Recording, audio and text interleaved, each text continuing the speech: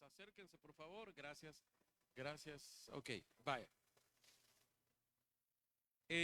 La semana pasada comenzamos con este tema que quiero terminar hoy. Hoy quiero terminar. O no sé, tal vez. Bueno, la semana pasada comenzamos a hablar acerca de esta figura que es muy popular en nuestra cultura, eh, esta cultura donde abundan los héroes, los superhéroes y los villanos. Poneme lo que sigue. Y en la cultura popular vemos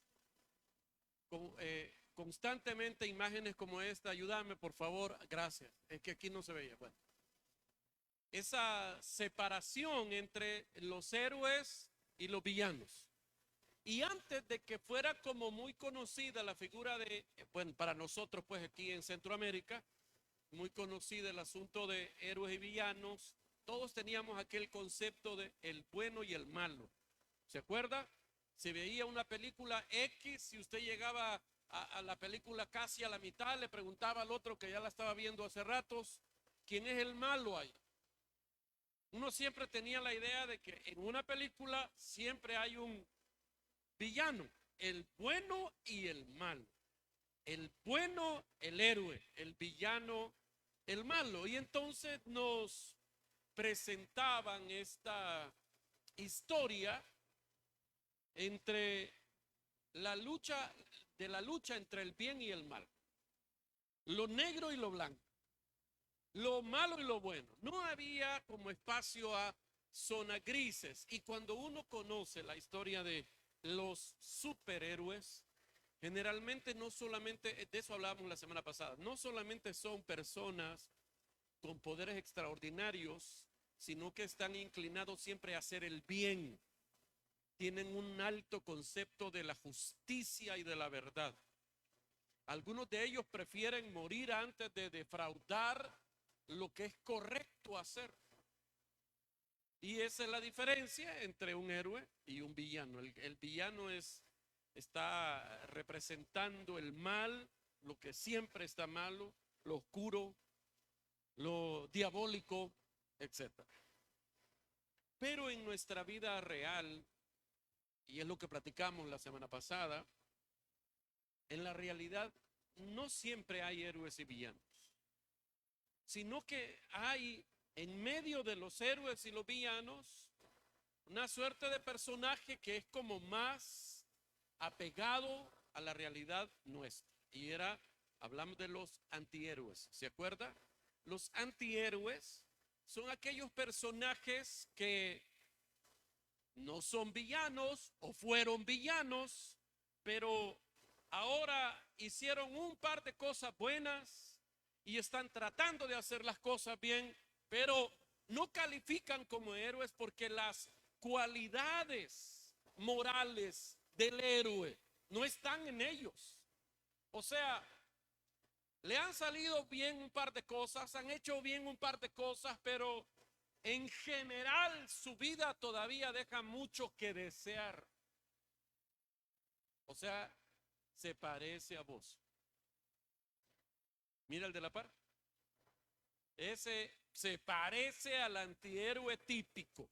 O sea, al que le han salido bien un par de cosas, pero que en un sentido general todavía no tiene toda su vida en la luz o inclinada al bien.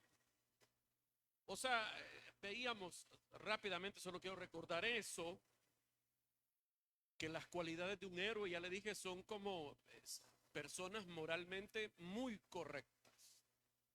Me recuerdo ahora esa característica de este héroe gringo, el Capitán América. Por cierto, hubo un tiempo uno que se llamaba el Capitán Centroamérica, ¿verdad? Que era un salvadoreño. Sí, sí, se acuerdan. ¿Cuántos vieron ese? Ahorita me acabo de acordar, lo hubiéramos buscado, ¿verdad? Sí, andaba haciendo no eran fechorías, andaba haciendo ¿qué eran? El bien, sus heroinadas, en Soyapango, en lugares así, ¿verdad? andaba en bus y ese volado, el Capitán Centroamérica. Pero bueno, ok. El Capitán América es un tipo que hasta le cuesta decir malas palabras. O sea, para ver voy a decir, la calidad de persona que encajan en la descripción de un héroe.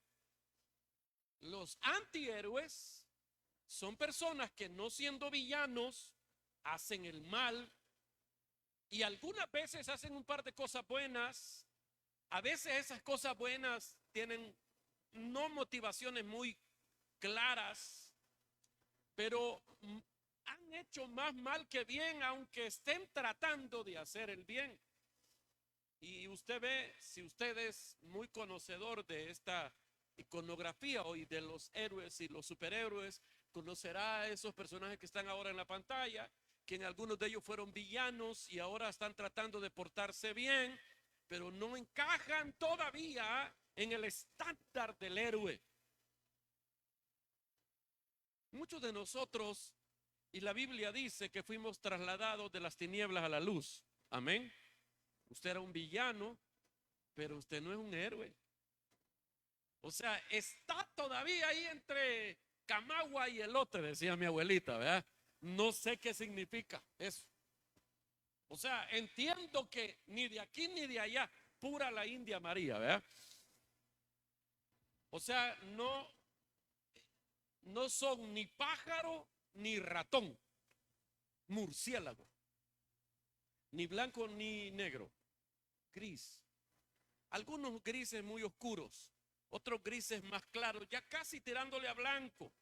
No sé cómo sea su vida, pero los antihéroes, de eso es lo que hablábamos la semana pasada, no siempre se portan bien, no siempre hacen el bien. Y a veces cuando hacen el bien, no lo hacen por buenas motivaciones. A veces hablan mal, bueno, no siempre hablan bien. Y los antihéroes siempre están luchando con un pasado que los atormenta. Siempre están luchando con una oscuridad en su interior, algo que todavía los impulsa al mal. O sea, te están describiendo a vos. De hecho, le hablaba la semana pasada de esa última película de antihéroes, que creo que todavía está en el cine, los Thunderbolts. No sé si ella la fue a ver. Qué bueno que no, porque usted es evangélico, no va a esas cosas. Yo sí ya la vi. Y hay un personaje en esa película que es el villano principal de la película. El villano de la película, que tiene superpoderes, que la idea es que hiciera el bien con esos superpoderes, pero el tipo vive en depresión. Y su depresión lo consume tanto que empieza a dañar a todos. Eso es como, es una película terapéutica. Vaya a verla por ahí, si usted anda como en ese estado, como por ahí por la mitad va a chillar un rato. Le va a pedir perdón a Dios y va a salir consagrado al Señor. Bueno, el punto esta noche es, oiga, que estamos descubriendo nosotros que estar en el punto intermedio entre el blanco y el negro no siempre es sinónimo de estar mal o de estar, voy a decir, endemoniado o de estar del lado del diablo. Estamos hablando de un proceso. Diga de qué, de un proceso, de un proceso. Un proceso. Un proceso de transformación en el cual el Señor te trasladó, como dice la Biblia, de las tinieblas a la luz. Eso ocurrió en un acto, pero mientras vas abandonando todas las prácticas y los hábitos de haber vivido en el lado de la oscuridad, eso te va a tomar un tiempo. Y a veces tendremos regresiones al pasado, tendencias al hacer el mal que todavía no hemos podido controlar. Y a veces ahí es donde muchos nos frustramos. Por ejemplo, le decía yo, poneme lo que sigue, que cuando uno ve el capítulo 11 de la carta a los Hebreos y ve el título de algunas Biblias, no es que la Biblia lo diga, sino que los que imprimieron el libro le pusieron títulos a ciertos pasajes de la Biblia, y en muchas versiones de la Biblia el capítulo 11 de Hebreos lo titulan así: los héroes de la fe. O en esta versión, que es la Biblia de las Américas, dice la fe y sus héroes. O sea, pero si le aplicamos la fórmula del héroe a los del capítulo 11 de la carta a los Hebreos, no llenan las expectativas de un héroe. Eran hombres y mujeres que eran más tendenciosos a veces al mal que al bien. Hicieron cosas buenas, pero no todo lo hicieron bien. Estaban allí en el medio. Se parecen a nosotros. Si estuvieran en nuestro tiempo, no serían héroes, serían como antihéroes. Les decía yo hace algunas semanas o meses que para la misericordia de Dios está bien no siempre estar bien. Que una de las características de todos aquellos que gozan de la misericordia de Dios es que no siempre están bien. Porque si siempre estuvieras bien, no necesitas de la misericordia de Dios. Ahora estamos aprendiendo que hay algo que se llama, o que la iglesia evangélica abrazó una doctrina que originalmente no era cristiana, era una filosofía persa del siglo III, de un cuate que se llamaba Mani. ¿Se acuerda? Yo le expliqué eso. Él enseñaba, ese filósofo enseñaba que solo existía el bien y el mal, lo bueno y lo malo, lo negro y lo blanco. O estabas en el bien o en el mal, o estabas del lado de la luz o del lado de la oscuridad. Y a esa doctrina se le llama maniqueísmo. Y con el tiempo la iglesia cristiana abrazó el maniqueísmo sin ser una doctrina cristiana. Y empezamos todo mundo a decir o sos negro o sos blanco. ¿En qué sentido? En que Dios no ama a los que están en medio. Ahora, yo entiendo y usted entiende que Dios anhela. La Biblia dice, la voluntad de Dios es vuestra santificación. Esa es la voluntad de Dios. O sea, eso es lo que Dios quiere para usted y para mí. Pero Dios entiende que estamos en un proceso. No podemos estar mal hoy y bien mañana por arte de magia. No pasa así. La Biblia lo dice de esta manera: mas la senda del justo es como la luz de la aurora. La luz de la aurora es las primeras luces o rayos del sol en la mañana. A la aurora no era aquella tía suya, no. La aurora se le llama a la primera luz del día. La primera luz del día es tenue, es débil, pero indica, señala que la noche ya se fue. Todavía no ha venido la perfección del día, que es a las 12 del mediodía, pero ya vino la luz. ¿Me estoy explicando? Y la Biblia dice que la senda del justo es como la luz de la aurora. O sea, comienza tenue y débil por la mañana, pero anuncia una cosa importante: ya se fue la noche, ya viene el mediodía. O sea que, bueno, Pablo lo decía, el que empezó en vosotros la buena obra la perfeccionará hasta el día de Jesucristo. O sea, Dios espera, Dios quiere, Dios anhela, y Dios está trabajando en usted y en mí para que de la luz de la aurora lleguemos al mediodía, al día perfecto, a las 12, cuando el sol está en el cenit.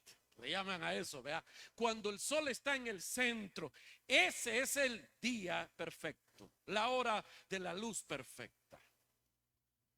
Y el Señor nos va a llevar ahí. Pero para que pase eso, por lo menos faltan 6 horas. ¿Qué quiere decir? Dios quiere que brilles como se debe, pero Él sabe que hay un proceso. Y aún en el proceso, míreme, de transformación, Dios te ama. Ah, ¿no le alegra eso? O sea, no es que Dios diga, no, hasta que estés bien, bien. No, no, no, Dios te ama ya. De hecho, te amó en la oscuridad. La Biblia dice, si Él nos reconcilió, si nos amó cuando éramos pecadores, cuánto más hoy que hemos sido reconciliados por la muerte de Jesús. Bendito el Señor. Entonces, nosotros no debemos pensar que el maniqueísmo es lo correcto. Porque muchos de los que estamos aquí, no es que estamos algunos en la luz y otros en las tinieblas. No, algunos están entre las 5 y las 6 de la mañana. Hay que aceptarlo. Algunos todavía tenemos tendencias a la oscuridad. Para algunos todavía son las 4:45.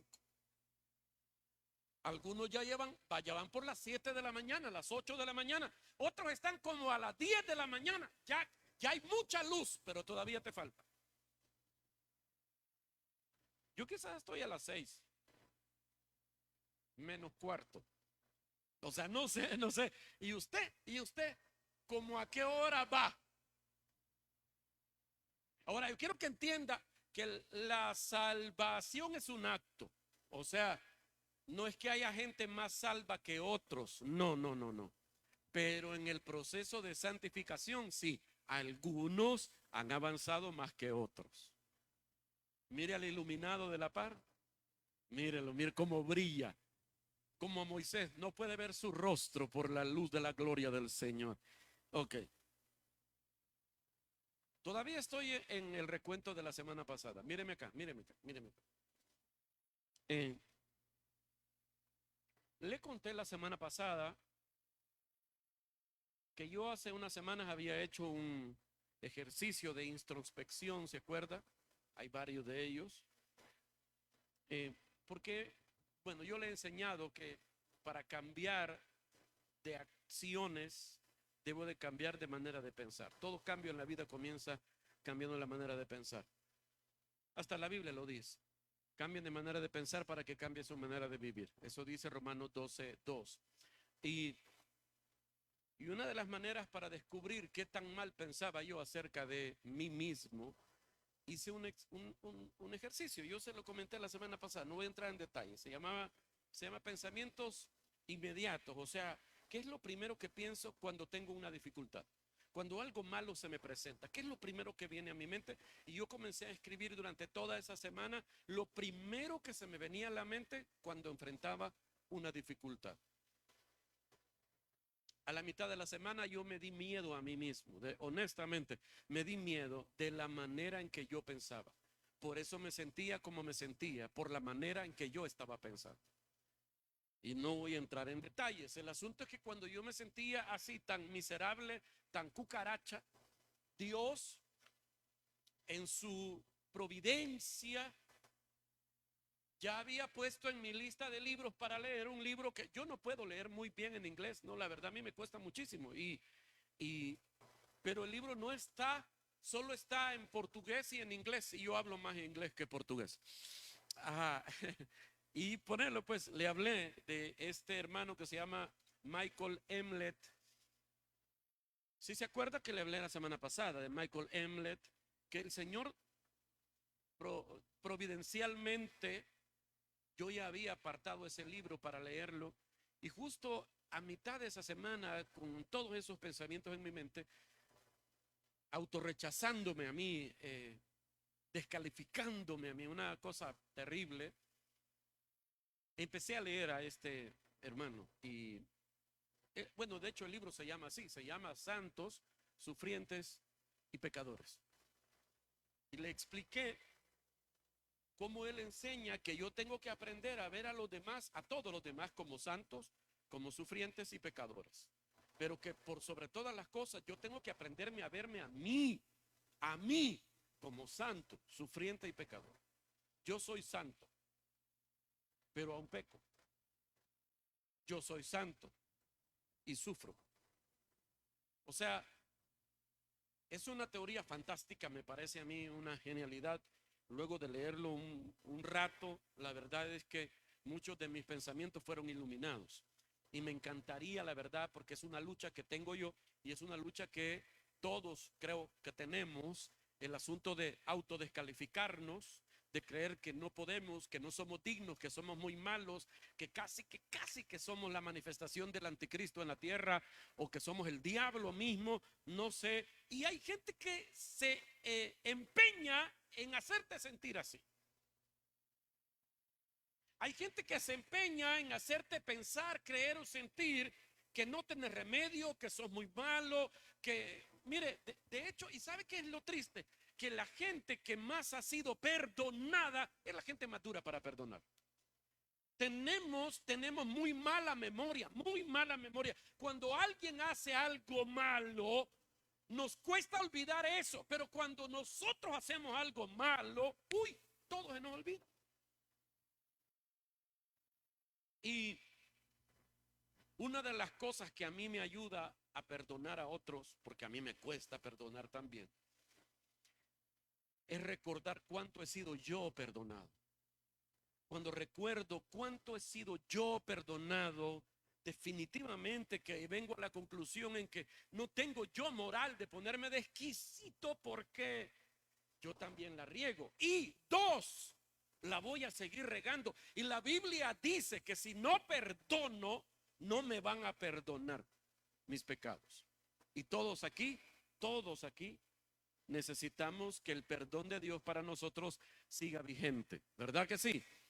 Porque aunque usted no está planeando, usted la va a regar posiblemente muy pronto y va a necesitar el perdón de Dios.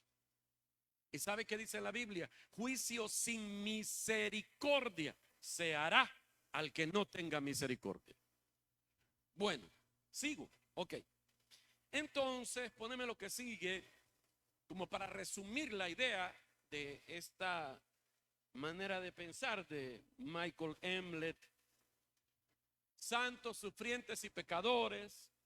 Él decía que como santos necesitamos confirmación de nuestra identidad en Cristo.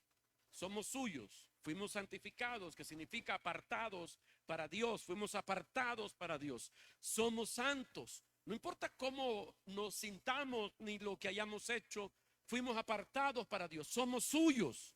Eso significa ser santo. Ya lo voy a explicar más adelante. Y dos, sufrientes, necesitamos consuelo. Todo mundo necesita consuelo en su aflicción, en cualquier momento. Y a veces, su aflicción a veces tiene que ver con el pecado que hayan cometido, pero aún así, necesitan nuestro consuelo. Me recuerdo de un hombre que me dijo, fulano, él está pasando mal, le pasó esto y lo otro, y a veces he tenido ganas de irlo a ver para orar por él, y entonces me dice, pero no voy porque vaya a ser juicio de Dios y eso me alcance a mí también. Qué abruptos somos a veces nosotros, ¿verdad? Pero bueno, y la tercera cosa, como pecadores necesitamos confrontar nuestro pecado a la luz de las misericordias redentoras de Dios en Cristo Jesús. O sea, en este proceso de santificación necesitamos acudir a la gracia y al poder del Espíritu Santo para ser perdonados y ser santificados. Que eso será tal vez en algún momento que podamos hablar de eso, pero hoy quiero continuar con esta idea que comenzamos la semana pasada y por aquí fue que nos fuimos quedando. Quiero que vea conmigo, por ejemplo, 2 de Corintios 4:7, para ver esta contradicción. O sea, somos hijos de la luz, pero todavía no nos aclara el día completamente. Somos santos, pero pecamos. Es una contradicción. Es como el duro blandito, esa es una contradicción. ¿Sí o no? Esa es una paradoja. El duro blandito es una paradoja. Porque o es duro, pero hay duro blandito. ¿Sí o no? Bueno, Mire qué bueno es el Señor que en el país que usted nació, qué mejor ejemplo que es. Primera de Corintios 4:7. Mire lo que la Biblia dice. Pero tenemos este tesoro en vasos de barro para que la excelencia del poder sea de Dios y no de nosotros. ¿Cuántos habían leído ese versículo antes? Creo que la mayoría aquí. Otra vez, pero tenemos este tesoro en vasos de barro para que la excelencia del poder sea de Dios y no de nosotros. Le decía yo la semana pasada que al leer este versículo de la segunda carta a los Corintios, uno puede notar algo muy importante, que esta carta, la segunda carta a los Corintios, describe al apóstol Pablo más humano, porque en la primera carta a los Corintios parecía que Pablo era un hombre muy correcto, casi que perfecto. Quizá algunos hasta pensaron, este hombre ya se va a ir al cielo porque ya está viviendo en plena santidad. ¿Y por qué? Porque las exigencias de Pablo a la iglesia de Corinto en la primera carta eran extremas y eh, él parecía que los despreciaba. ¿Se acuerda? Le mencioné en la primera carta a los Corintios, Pablo llama a los corintios niños espirituales, carnales, les llama, les dice que solo viven peleando, que tienen errores de doctrina, que son bolos, que les gusta comer demasiado. Todos esos pecados lo señala en la primera carta. Y en la primera carta el apóstol Pablo entregó a un hombre a Satanás. Les ordena a la iglesia, dice él, yo ya lo entregué a Satanás, ustedes échenlo de la iglesia para que su cuerpo sea destruido. Creo que algunos de la iglesia dijeron, esto que no sabe de mis pecados, ya me hubiera echado 10 veces el apóstol Pablo a mí también. Echaron a ese cuate de la iglesia. En la primera carta, él les dice, yo a ustedes no los quiero y no sé por qué no los quiero. Voy a ir con ustedes y no voy a ir con amor, voy a ir con un bate para darles en la nuca. Estoy parafraseando, pero así les dice, no sé si voy a ir con amor o con palo. Entonces ellos dijeron, ojalá nunca venga. Y luego manda la segunda carta, y en la segunda carta, este es el punto, en la segunda carta a los Corintios el apóstol Pablo se muestra más misericordioso, más buena onda, más humano. Que creo yo, eso no lo dice la Biblia en ninguna parte, pero creo yo que los corintios se han de ver sorprendidos cuando leyeron la segunda carta a los Corintios. Y en la primera carta veo a Pablo como el héroe. En la segunda carta parece un antihéroe.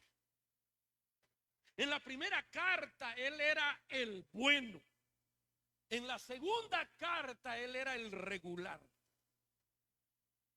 ¿Qué pasó con Pablo? ¿Qué pasó ahora?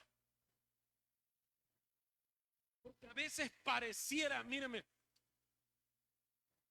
hay gente que hace el gran esfuerzo de hacernos pensar, creer a nosotros, que si usted hace el mal, Dios te odia y te va a rechazar.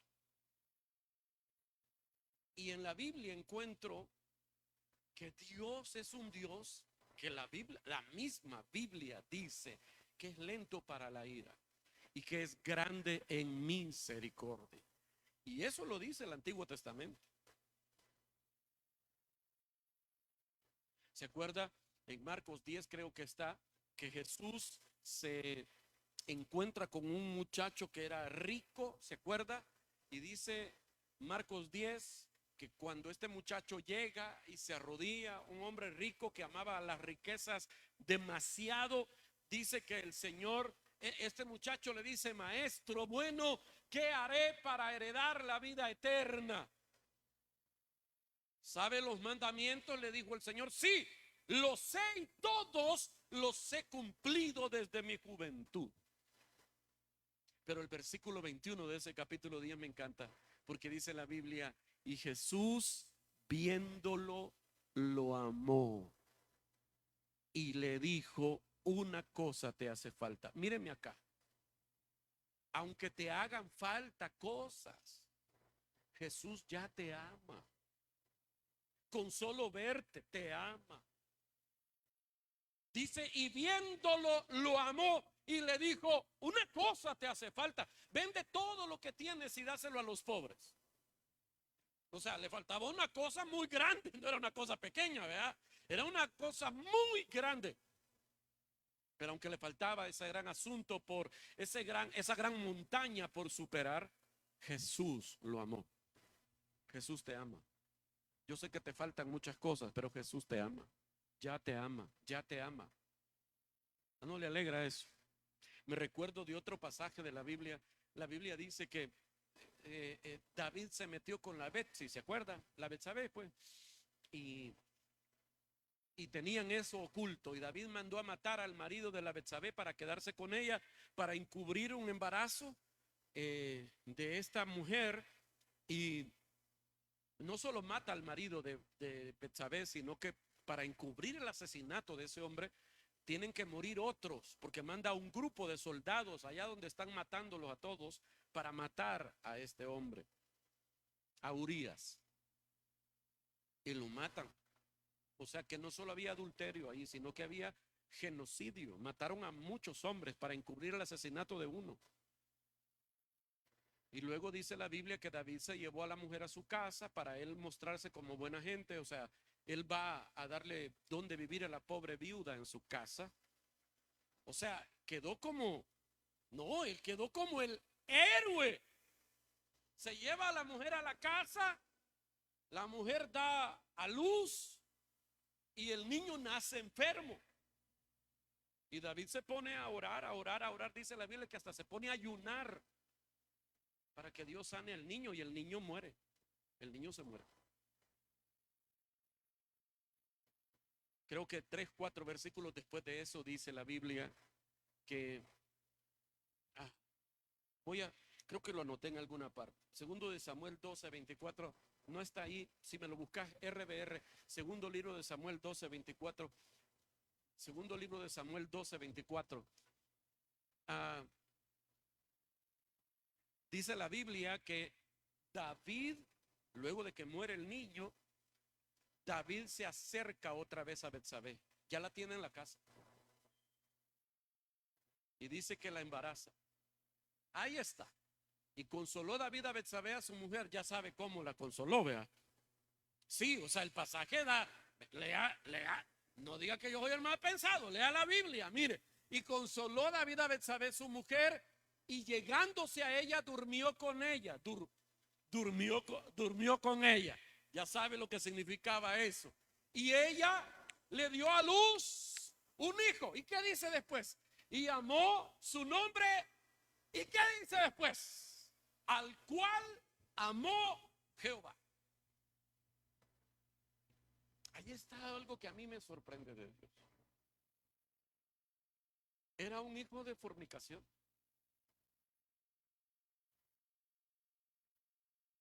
¿Era o no era? Los maniqueístas que están aquí, ¿era o no era? Pecado, era pecado, un negro pecado. Y mire qué bonito cómo termina ese versículo. Y ella le dio a luz un hijo al cual le pusieron por nombre Salomón. ¿Y qué dice? Al cual amó Jehová. ¿Sabe qué significa eso? No importa de dónde vengas, cómo fue que te tuvieron tus papás, no importa quién sos, no importa, mira, tu pasado no importa. Cuando Dios decidió amarte, te va a amar a pesar de todas las cosas. Dios te ama. No aprueba todo lo que haces, pero Dios te ama. Dígale al vecino, Dios te ama. Y a mí también, aunque no lo creas, dígale. Dios nos ama, Dios nos ama. Amén, amén. Ok.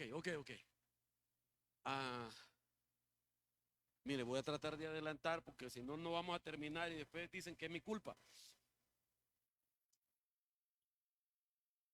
En la segunda carta a los Corintios, que es donde estamos hablando, el apóstol Pablo, le dije, se muestra más humano. O sea, Míreme acá, la segunda carta a los Corintios pone de manifiesto la clase de persona que Dios usa. Se lo voy a repetir, míreme, la segunda carta de los Corintios nos enseña la clase de persona que Dios usa. Personas que todavía no han dado la medida del varón perfecto, pero que pueden serle útiles al Señor. ¿Qué quiere decir? Que aunque estás en el proceso de santificación, Dios ya te quiere usar. Él no va a esperar que estés totalmente bien para empezarte a usar. No, Él te va a usar ya. Mire,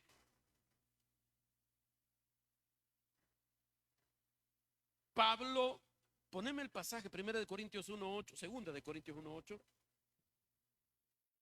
Siguiente. Porque le decía, bueno, regresar al versículo anterior.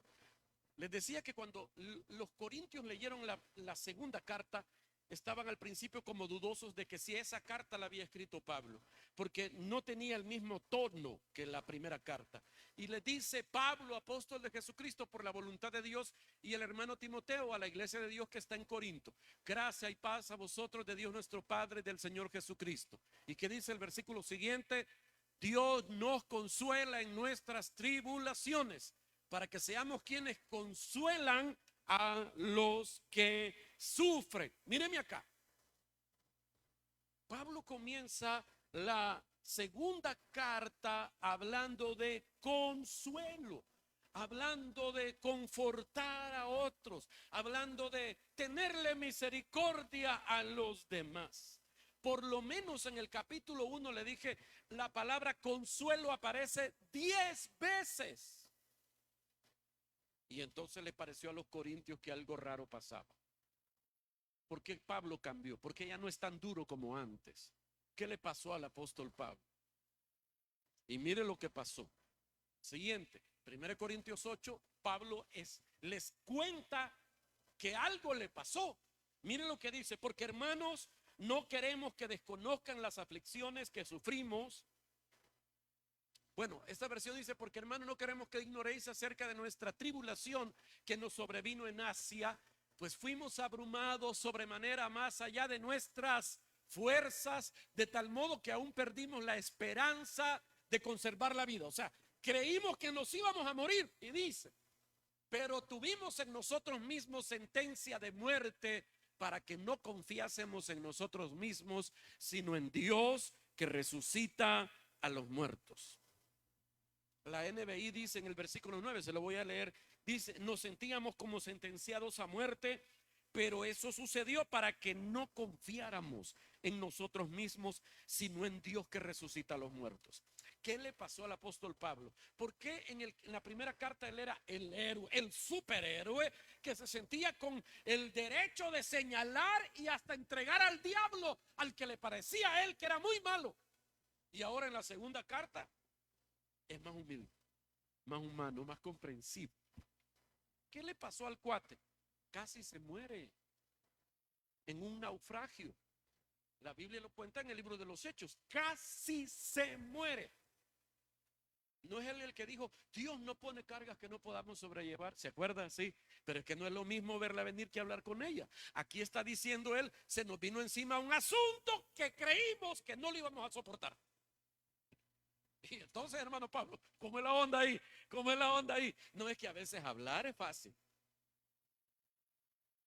Pero Pablo dice: todo eso, la conclusión a la que él llega, todo eso nos sobrevino para que dejáramos de confiar en nosotros mismos.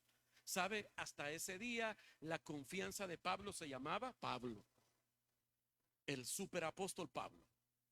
Y mírame lo que te voy a decir. Hay personas tan soberbias y tan duras de corazón. Son esos que les encanta señalar, juzgar y criticar, que no se van a sanar de ese mal hasta que Dios los quebranta.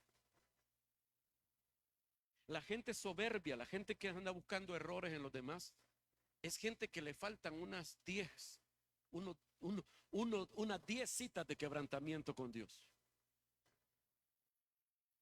Ahora, si vos después de haber sido quebrantado por Dios económicamente, físicamente, familiarmente, todavía seguís con soberbia, todavía te falta un cachito.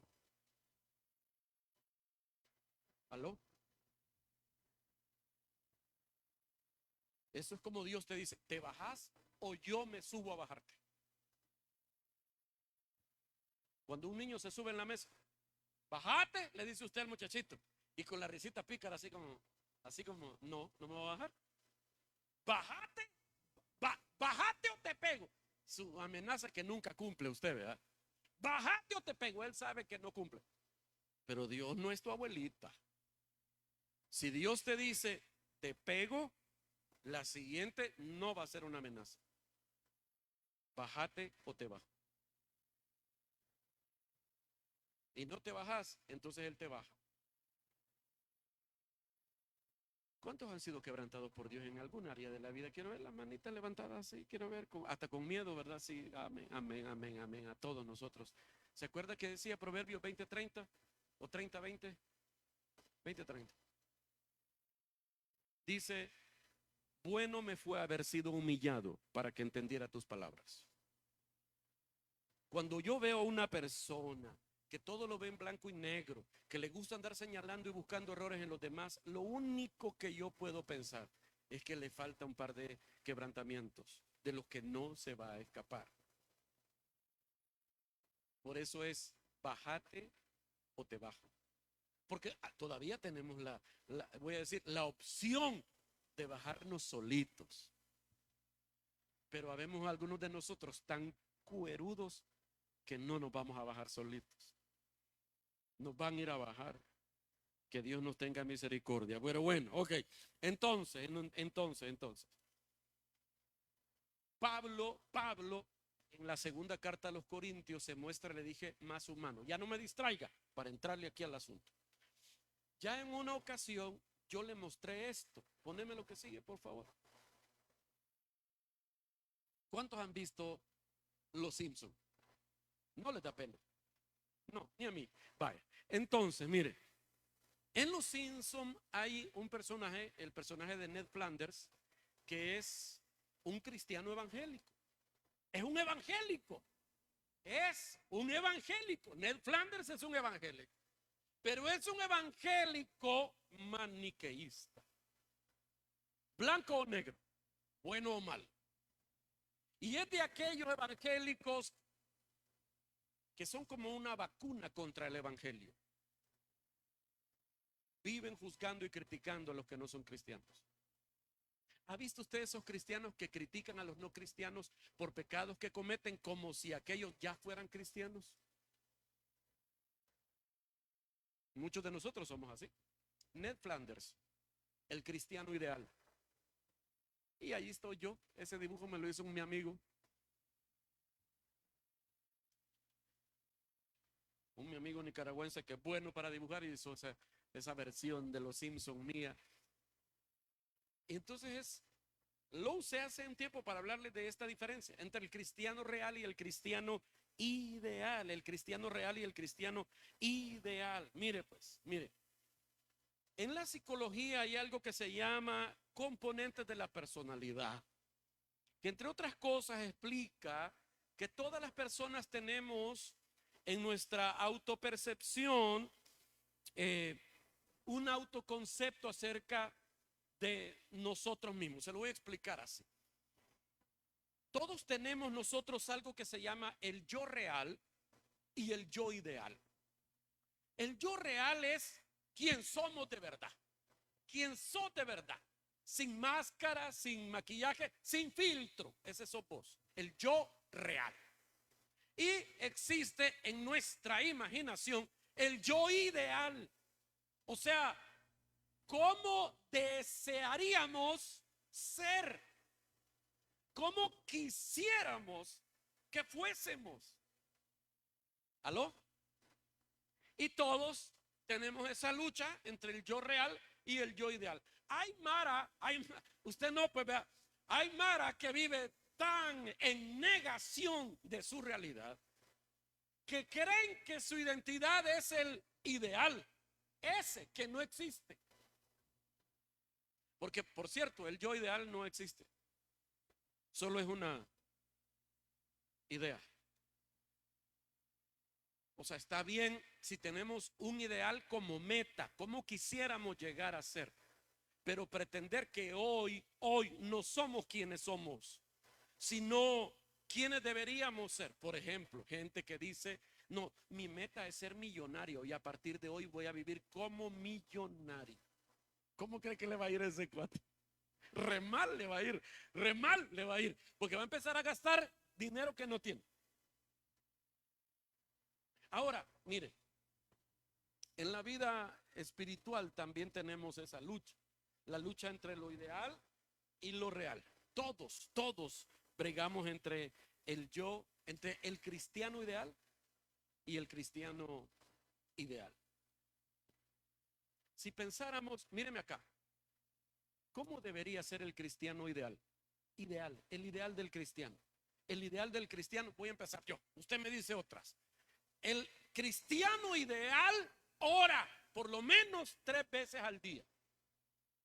Y no oracioncitas así, como que hormiguitas cancerosas, que no se les oye nada. No, estoy hablando de oraciones en serio, 3 veces al día. El cristiano ideal por lo menos ora 3 veces al día. La primera oración es a las 3 de la mañana. El cristiano ideal. Vaya, ahora dígame usted, otra, ¿cómo debería ser el cristiano ideal? ¿Cómo es el ideal del cristiano? Ajá. ¿Cómo? Lee la Biblia. ¿Cuánto la lee la Biblia? 3 capítulos diarios. Está mal con Dios usted, varón. Tiene que leer. Bueno, mire, digamos, lee la Biblia todos los días. ¿Qué más? Se viste correctamente, como debe vestir un varón de Dios, una mujer de Dios. ¿Por qué si Jesús tenía bigote? Al contrario, pelo largo. Bueno, no. El cristiano ideal perdona con facilidad, no guarda rencor, nunca busca vengarse. El cristiano ideal no se roba los diezmos. Y lo dije bien porque la Biblia dice que el que no diezma es ladrón. Bueno, no hablemos de los que no han venido. El cristiano ideal es generoso con Dios, ayuda al prójimo, comparte su pan con el hambriento, sirve en la iglesia, se congrega todos los días de culto. ¿Qué más? ¿Ah? No critica, es un buen vecino, es un buen ciudadano. ¿Aló? Bueno, el cristiano ideal. El cristiano nunca tiene dudas, no pelea. ¿Ah? Ayuna 3 veces a la semana. Me había olvidado algo tan importante. Ayunar. Nunca se enoja. Nunca habla mal de nadie. Si le vienen a contar un chambre, dice, no, espérame. No. Esa persona no está aquí. No me hables mal de esa persona. Como sea, espérenme, el cristiano ideal. Muchos de nosotros tenemos la idea de cómo debe ser el cristiano ideal. Y quiero que sepa, míreme pues, que esas ideas no nacieron de Dios, sino de nosotros. Esas ideas no vienen de Dios, vienen de nosotros. Porque hay algo que tengo que decírselo, el cristiano ideal no existe. Solo existen los cristianos reales. ¿Y cómo son los cristianos reales?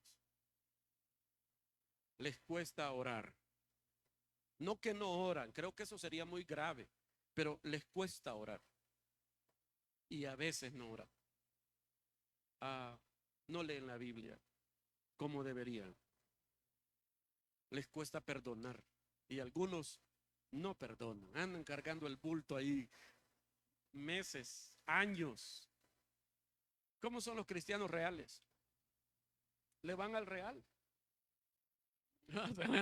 ¿Cómo son los cristianos reales? Les cuesta diezmar y ofrendar.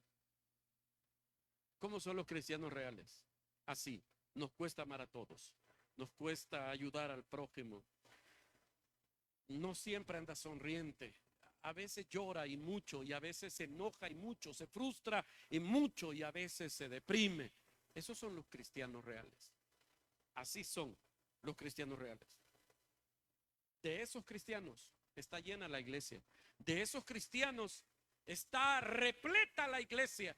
Esta iglesia y todas las iglesias. Todas están llenas de personas así.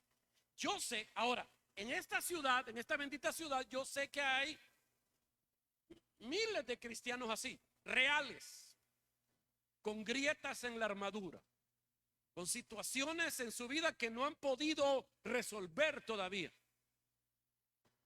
Y creo que la mayoría de esos cristianos viene a esta iglesia.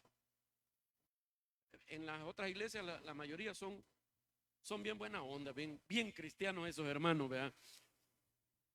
Los cristianos reales, imperfectos, cristianos que todavía están en proceso de santificación. ¿Y sabe qué? Esos son los que usa Dios. ¿Sabe por qué? Porque solo de esos hay. Dígale al de la par, es lo que hay, dígale, es lo que hay, es lo que hay, es lo que hay. Mire lo que dice la primera carta a los Corintios, capítulo 1, versículo 2. Ponémelo, por favor. Primera de Corintios 1, 2. Lea conmigo, léalo. ¿Cómo dice? A la iglesia de Dios que está en Corinto, ¿a quiénes? ¿A quién le manda la carta? A los santificados en Cristo Jesús, llamados a ser santos. Oiga, parece una contradicción porque dice que la carta está dedicada a los santificados. O sea, los cristianos de Corinto son santificados, pero también son llamados a ser santos. ¿Cómo así? Parece una contradicción, pero no lo es. Ese versículo pone de manifiesto voy a decir casi la plenitud de la santidad que va a ser manifestada en los hijos de Dios. Déjeme explicar. Hay 3 fases de la santidad en un hijo de Dios.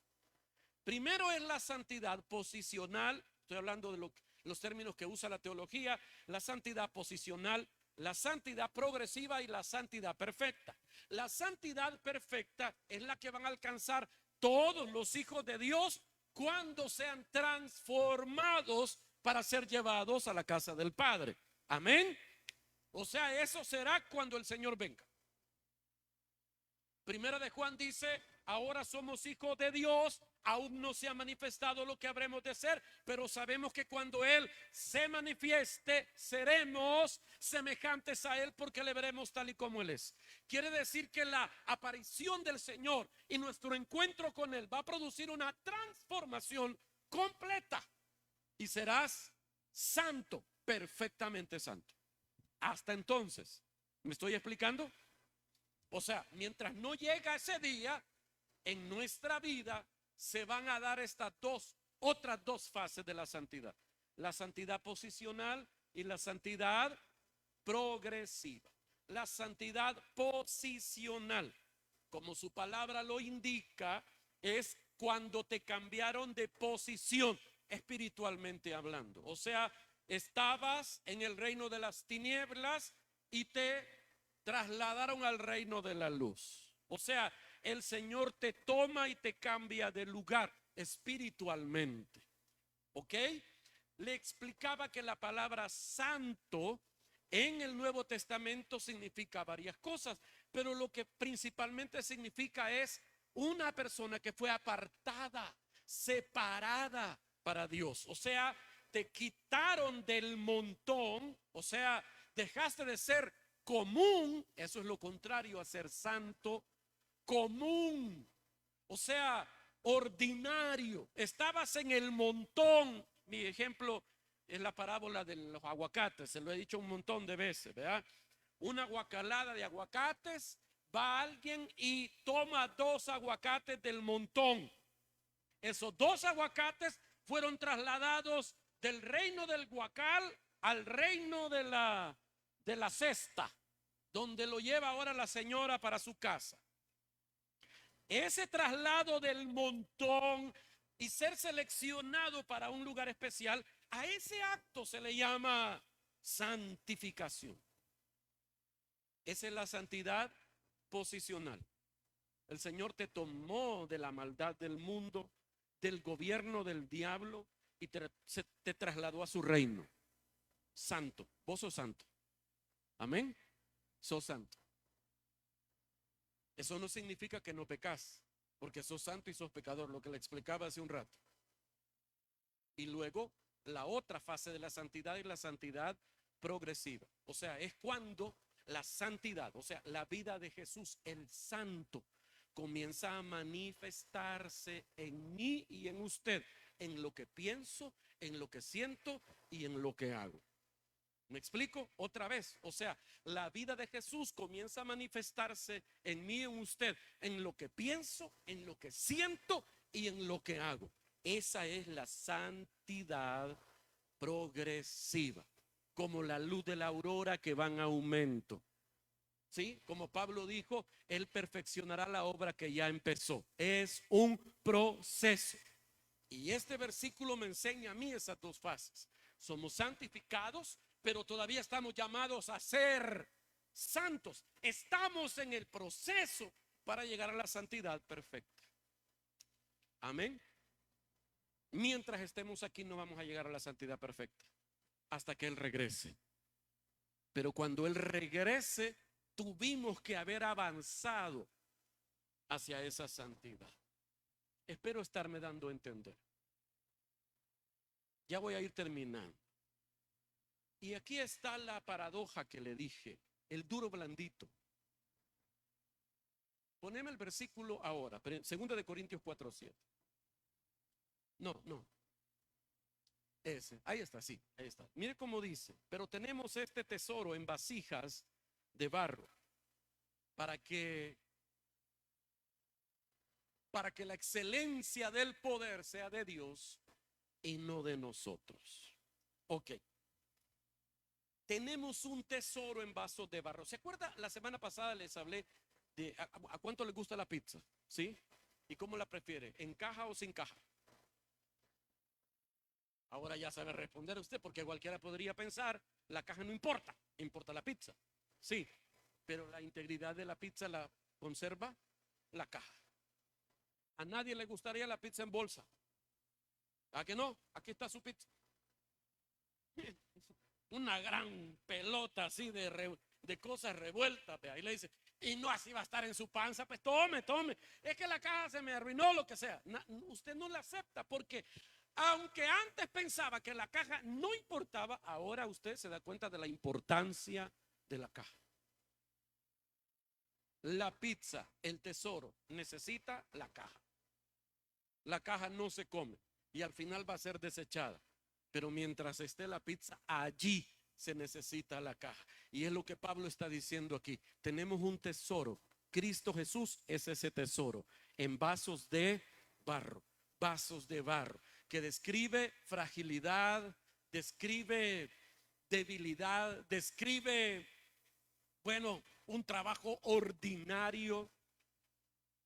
Y el tesoro, Dios mismo habita en nosotros. Ahora, esta es la contradicción, porque yo soy el vaso, Cristo es el tesoro, usted es el vaso, Cristo es el tesoro. Y en los siguientes versículos que están ahí en la pantalla, vemos la diferencia entre el vaso de barro y el tesoro que está en nosotros.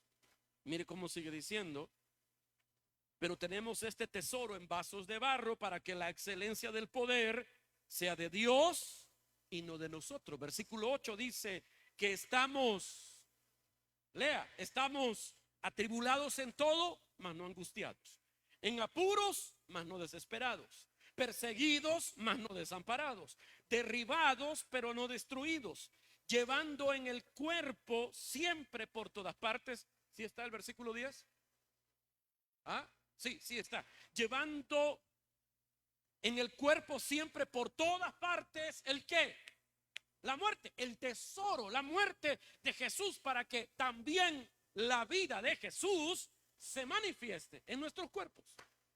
Nota El vaso de barro y el tesoro. Note aquí las debilidades de Pablo y las fortalezas del tesoro. Note aquí las debilidades de su vaso, tu vida, y las fortalezas del tesoro. Poneme lo que sigue.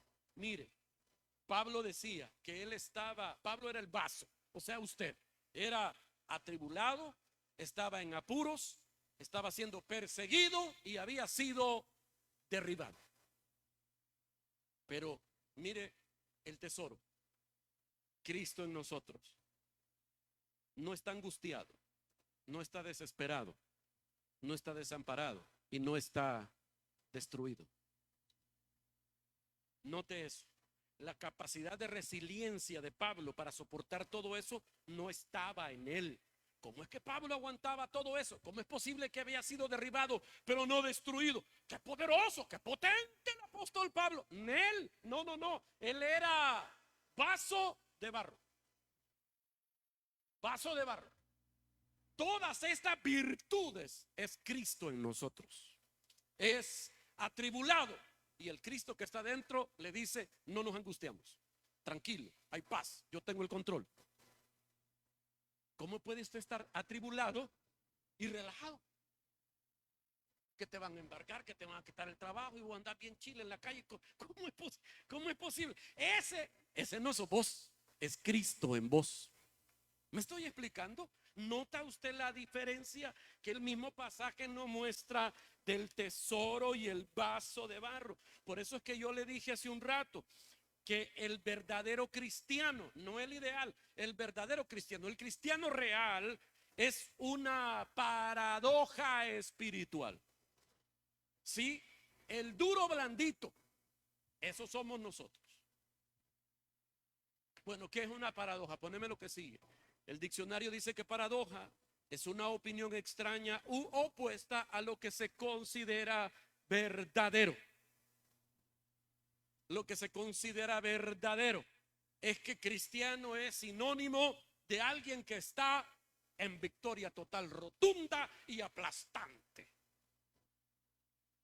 Sí, pero no es verdad. Sigue diciendo el diccionario que paradoja son dos situaciones aparentemente en contradicción. Atribulado, no angustiado. Derribado, no destruido. El cristiano es una paradoja espiritual. Es una cosa, míreme aquí, una cosa difícil de explicar. Una cosa difícil de aceptar. Pero eso somos. Cristo en vosotros, decía Pablo, es la esperanza de gloria. Cristo en nosotros, la esperanza de gloria. Así que esto ha sido tan atacado que algunos hasta han llegado a creer que es imposible que hayan cristianos de esta manera. O es uno o es otro. O te dicen, no, o solo sos el vaso, o sea, sos una persona carnal, sos un impío, una persona que no vive de acuerdo a las normas de Dios, o solo sos el tesoro. Cristo manifestado en tu humanidad. Solo se ve Cristo Jesús. Bueno, la verdad es, como ya le expliqué, que eso va a pasar hasta que Él venga. Mientras Él no viene, como decía 1 Timoteo 1:6, estando persuadido de esto, que el que empezó la buena obra la perfeccionará mañana. Va. El que empezó la buena obra la perfeccionará en 7 años. 7 es el número perfecto, pues no. Pero no dice así. El que empezó la buena obra la perfeccionará hasta. Esa es la santidad perfecta. Como dice Juan, seremos semejantes a Él cuando le veamos tal y como Él es. O sea, ¿cuándo vamos a ser plenamente santos? El día que Él venga. Mientras vamos avanzando como la luz de la aurora. Algunos pasan 10 años a las 6 de la mañana, pero bueno, ahí va. 6:10, regresa, 5:30 y ahí vamos, ¿verdad? Ahí vamos. Pero Él prometió que va a terminar la obra que empezó en vos. Él la va a terminar. De hecho, los domingos estoy hablando de cómo es ese proceso de transformación. Lástima que hemos tenido algunos inconvenientes maternales y no pude seguir el domingo con la serie. Pero entonces, míreme, algunos piensan que a quien todavía se le nota el vaso de barro no es cristiano. ¿Para que sí? Uno se topa con gente que dice, no, no, no, no. Si no se ve Cristo en vos así, nítido, no sos nada. No sos nadie. O sea, si todavía se te ve el vaso de barro, no sos cristiano. Hay gente que piensa así, pero míreme, Dios no piensa así. Bendito sea su nombre. La pizza necesita su caja. Y mientras no venga el Señor, el vaso va a coexistir con el tesoro. El tesoro siempre va a necesitar del vaso de barro. Segunda de Corintios 12, versículo 7. Ayúdame por favor, ponémelo. Mire lo que dice, para evitar, este es el apóstol Pablo, según de Corintios, como siempre, ¿verdad? Ya le habían bajado 10 rayitas a su soberbia. Pablo dice, para evitar que me volviera presumido. Esta versión es, sí, para evitar que me volviera presumido por las revelaciones de Dios, un aguijón me fue clavado en el cuerpo. Es decir, un mensajero de Satanás para que me atormentara. No era un demonio, era una enfermedad. Y dice el versículo 8, 3 veces le rogué al Señor que me lo quitara, pero Él me dijo, te basta con mi gracia, pues mi poder se perfecciona ¿en qué? En la debilidad. ¿Sabe? Dios necesita el vaso de barro para que haya contraste. Diga, ¿para que haya qué? Para que haya contraste. ¿Cómo así? Porque si, voy a decirlo de esta manera, si tu naturaleza es del mismo color de la naturaleza de Dios, no se ve la diferencia. No notas dónde termina vos y dónde comienza el Señor. Y cualquiera podría confundirte a vos con el Señor mismo. Y vos podrías decir, ay, que así soy de espléndido yo. Claro, claro. No, pero no, no, no, no. ¿Sabes por qué el Señor te va a mantener así durante un tiempo? Porque necesitamos que se vea el contraste, que se note dónde termina vos y dónde comienza el Señor, dónde termina el cristiano real y dónde comienza Cristo, el tesoro en el vaso de barro.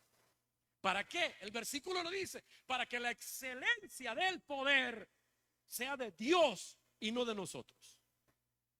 Para que cuando algo bueno se vea en tu vida, se pueda evidenciar claramente que ese fue el Señor y no fuiste vos. Y la gloria sea para Él. Dios no quiere compartir su gloria con vos. Y aquí Pablo está diciendo, para que yo no me vuelva presumido, más, le diríamos nosotros a Pablo, ¿verdad? Más, ¿verdad? El Señor me mandó una enfermedad. Voy a parafrasear el pasaje. El Señor permitió que yo tuviera una enfermedad. Y en 3 ocasiones que me he puesto muy mal de esa enfermedad, yo le he rogado al Señor. No solo le he pedido, le he rogado, he llorado, he clamado que me sane. Y en las 3 veces el Señor me ha dicho, no, mi gracia es suficiente. ¿Qué significa eso? Mi gracia basta para que soportes la enfermedad. Y mi gracia basta porque yo necesito a través de mi gracia, a través de mi gracia, necesito mostrar mi poder en tu debilidad. O sea, necesito contraste. Que cuando vean algo fuerte en vos, puedan notar que ese no sos vos, porque vos sos débil, sos vaso de barro. Fui yo, soy yo. Mire, mis amados, el Evangelio trata de Jesús y de lo que Él hizo. El Evangelio no trata de vos, ni de lo que vos podás lograr hacer. Cuando alguien quiere resumir el Evangelio a que vos seas rico, próspero, abundado, están desviando la atención del verdadero centro del Evangelio. El centro de atención del Evangelio es Cristo Jesús y lo que Él hizo para la gloria de Dios y para la bendición de nosotros. Pero es Él. Mi poder se perfecciona en la debilidad. ¿Qué vemos aquí otra vez? El tesoro en el vaso de barro. Así que esta es la vida cristiana real. Ya voy a ir terminando. Si hay alguien con el piano, me ayuda, por favor. Esta es la vida cristiana real, genuina. Ser cristiano no te exime de toda debilidad, sino que te hace Dios coexistir con esas luchas y esas batallas todavía. Creo que todos aquí, levante su carita de Kellogg's. Todos aquí debemos ser conscientes y quitarnos la máscara del santo. Y aceptar que somos santos, sí, pero estamos en un proceso de santificación. Somos santos, pecadores y sufrientes. Muchas veces luchamos con cosas que todavía no tenemos bajo control y hay algo que usted y yo debemos, míreme acá, hay algo que usted y yo debemos desechar.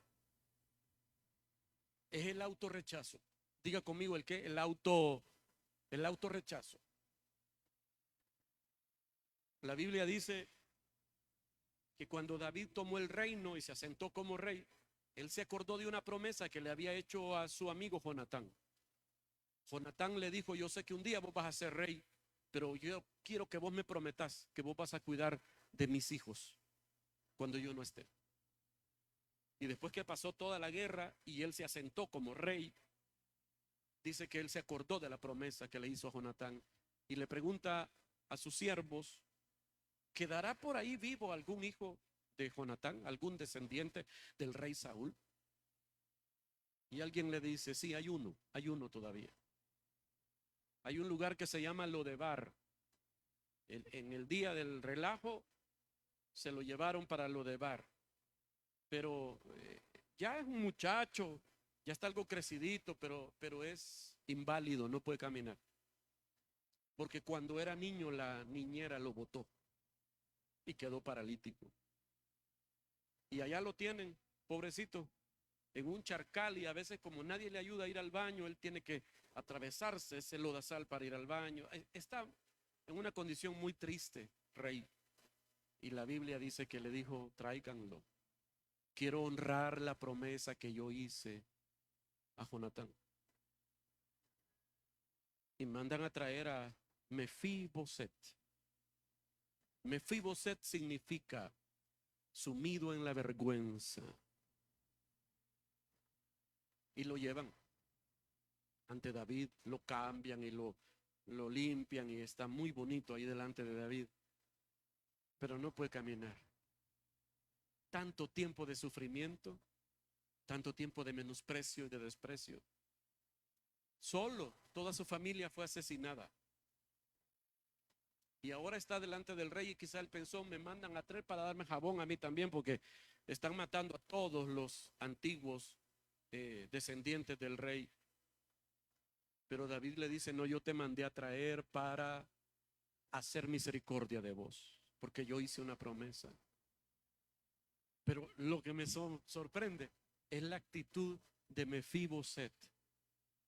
Él tenía sangre real, le había ido mal, sí, mal, pero seguía siendo descendiente de un rey. Y ahora el nuevo rey lo invitaba a sentarse a su mesa. Pero Mefiboset, aquí, en su cabeza, todavía no aceptaba la realidad de la misericordia del rey. Y le dice: ¿quién soy yo para que tú te fijes en mí? Yo soy un chucho muerto. Así le dice, ni siquiera vivo el chucho. Soy un perro muerto. O sea, los perros en Israel no eran queridos como aquí en nuestra cultura. Por lo menos aquí, la mayoría de los que están aquí tienen por lo menos un chucho en su casa. ¿Quién no tiene chuchos aquí? Quiero ver, levante la mano. No entrarán al reino de los cielos. La Biblia dice: los que no tienen perros quedarán afuera. Así, no dice así. Pero bueno, mire pues, mire, no dice así. Oiga, En nuestra cultura los perros son amados, son queridos. Hasta hay leyes que protegen a los chuchos, pues. En aquel entonces en Israel los perros eran de calle. Muy pocas personas tenían perros en sus casas. Andaban como en manada, en jauría, le tenían miedo. Cuando llegaba alguien a la esquina y veía una pandilla de chuchos, mejor se iba para otro lado. Eran violentos. O sea, eran una plaga los perros. O sea, un perro era un ser despreciable. Alguien de la calle, sin valor. Y muerto. ¿Y qué le dice Mefiboset? Yo soy un perro muerto. ¿Por qué te fijas en mí? Se llama autorrechazo. Alguien está queriendo actuar con misericordia hacia vos y vos decís, no, la verdad es que, no, gracias, es que yo fíjese que no puedo, yo fíjese que no, se lo agradezco. Y a veces somos así con Dios. Dios quiere hacer misericordia. Y seguimos pensando que somos indignos de estar a su mesa. Somos un perro muerto. ¿Por qué me tomó como hijo? ¿Por qué me llama hijo? ¿Por qué cada día renueva su misericordia para mí si soy lo peor? Tiene usted que desechar el autorrechazo.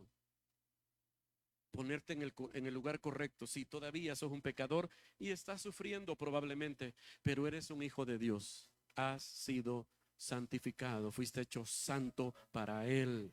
Sos amado, fuiste aceptado, dice la Biblia, en el amado. El amado es Cristo Jesús.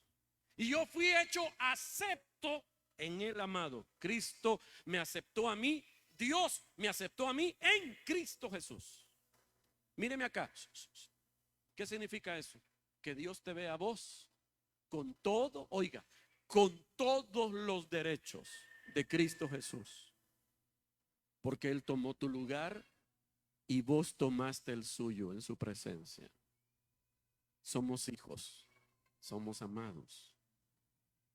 Y aunque, como le dije hace un momento, aunque Dios ya sabe y vos sabés y todos aquí sabemos que estás en este proceso y que todavía no estás del todo alentadito, Dios te ama así y te quiere usar así. Él puso su tesoro en vasos de barro. Mire lo que la Biblia dice. Poneme el siguiente versículo, por favor, y ya me voy.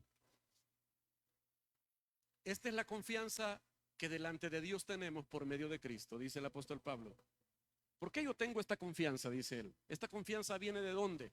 Dice el versículo 5, no es que nos consideremos competentes en nosotros mismos. Nuestra capacidad, léalo otra vez. 5, no es que nos consideremos competentes en nosotros mismos. Nuestra capacidad viene de Dios. Él nos ha capacitado para ser servidores de un nuevo pacto. Dios quiere que seas útil. Sí, todavía te hace falta mucho, pero es que tu capacidad no viene de vos, viene de Cristo Jesús. Él te hace capaz. Él te autoriza. Bendito sea Dios. Un versículo más y ahora sí me voy. Póneme ese, por favor.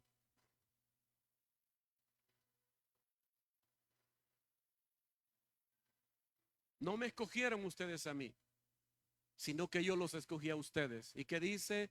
Y los comisioné, los envié para que vayan y den fruto, un fruto que perdure. Así el Padre les dará todo lo que le pidan en mi nombre. Mírame para acá, mírame para acá. No escogiste vos al Señor, Él te escogió a vos. A veces nosotros equivocadamente le decimos a la gente, acepte al Señor hoy. No es así la cosa. Cristo te acepta a vos. No lo buscaste vos, Él te buscó y te encontró. Vos no lo escogiste, Él te escogió a vos. Cuando usted va a escoger los aguacates, volvemos a la parábola del aguacate. Yo sé que usted escoge los mejores aguacates. Empieza a apretar, ya sabe usted cómo se sabe si ya están o no van a estar, o si ya se pasaron. Usted no escoge el peor, Es que ando buscando, le dicen, "Bueno, si no compra, no me ayude". Sí, voy a comprar, pero es que ando buscando un aguacate en especial. ¿Cómo lo quiere? Podrido. Va que usted no dice así. Usted no quiere un aguacate podrido. Usted escoge los mejores aguacates. Cuando usted y yo nos toca escoger, escogemos lo que según nosotros es lo mejor. Y aquí está el duro blandito otra vez, mira. La paradoja. Porque cuando a Dios le tocó escoger, ¿qué dice? 1 Corintios dice que Dios escogió lo vil, lo menospreciado, lo débil, lo que no era. O sea, te escogió a vos, pues. Te escogió y te manda para que des mucho fruto. Y después dice, para que todo lo que pidan en mi nombre, yo os lo dé. Esta noche, ahí donde está, voy a pedir que cierre sus ojos un momento. Y todos nos quedemos esta noche con la claridad. Aún falta mucho, mucho por vencer. Aún falta mucho por avanzar. Pero el Señor ya empezó la obra en nosotros. Y mientras la obra del Señor, su obra de transformación en nuestra vida, no acaba. Tenemos derechos de hijos. Somos amados. Fuimos aceptados en el amado del cielo, en Cristo Jesús. De Él viene nuestra capacidad. De Él viene nuestra dignidad para estar en Él y servirle a Él. Incluso el versículo dice aquí al final, para pedir cualquier cosa en su nombre. Elías era un hombre sujeto a pasiones semejantes a las nuestras, dice la Biblia, pero cuando le pidió a Dios, Dios lo oyó. Dios escucha, Dios te oye, Dios te ama. Levanta tus manos esta noche. Toda tu vida está en Él. Toda tu vida está en Él. Y las luchas que enfrentas hoy están en sus manos. Él tiene el control. Él sigue trabajando. No te dejes vencer por el autorrechazo. No, no, no, no, no. Tu corazón tiene que estar inclinado a la gracia y a la misericordia, incluso con otros. Bendecimos al Señor esta noche. En el nombre de Jesús. Gracias, gracias te damos. Gracias, gracias. Abra su boca, dele gracias. Dele gloria. Unos minutos más antes que nos vayamos. Gracias, gracias.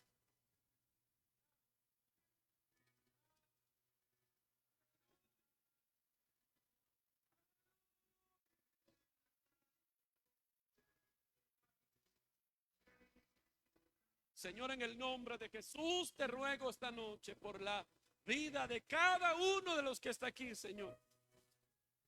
Que tu poder y tu gloria se manifiesten en ellos. Que tu poder se perfeccione en sus debilidades.